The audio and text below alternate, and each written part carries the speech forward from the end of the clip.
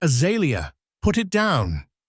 The young fairy in my care giggled as she ducked behind the top of a wooden support, carrying a glowing blue flask that I needed for my current order. Azalea, I'm serious. Come back here and put it down, young lady.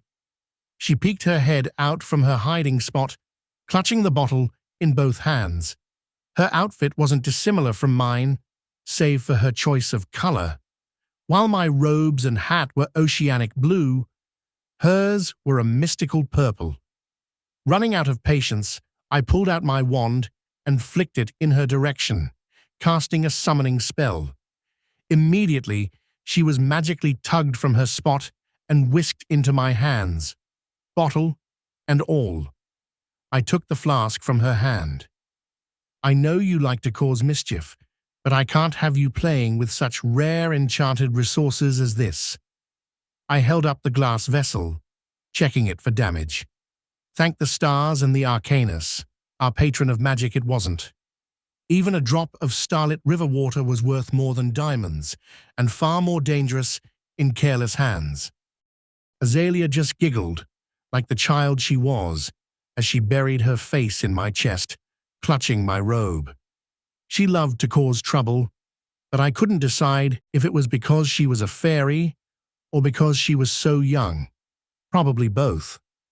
I set her down on the table and put the flask opposite her, out of her reach. The scepter laid before me had nearly been finished. The lord who requested its completion wanted the orb adorning the end to be half filled with the water from my flask. No doubt it would look amazing, and he was paying me fairly for the material, but it seemed uncouth that such a potent magical resource would be used as mere decoration. As long as he paid me the full worth of the thing, I glanced to one side to see Azalea playing with one of my tools. It was a thick wand used for imbuing enchantments that hadn't worked for years, so I wasn't too bothered. Still, I had to discourage her from playing with things that weren't toys, lest she start waving a death wand around like a branch. I don't think I'd ever make such a thing, but anything magical could be just as dangerous. Azalea, don't play with wands, they're not toys. I kept my voice gentle, scolding her, but not scaring her. You could really hurt yourself. With a gentle motion, I tugged the old thing away from her. The young fairy pouted, obviously mad that I spoiled her fun. Her face was too cute not to laugh at. Now, I'll get you something you can play with soon. Right now, I need to finish this scepter for a very important client.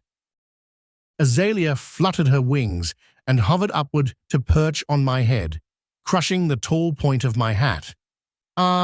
Hey, not on my hat, kiddo, she mumbled and clutched my head. With a warm-hearted smile, I waved my wand to teleport my hat away to a coat rack on the wall, leaving Azalea on my head, clutching my graying hair. Cozy, she mumbled more and fell limp, still clutching me as she started to doze off. I just smiled and got back to work, her tiny arms tangled in my hair like ivy. From experience, I knew she wouldn't let go, not even in her sleep.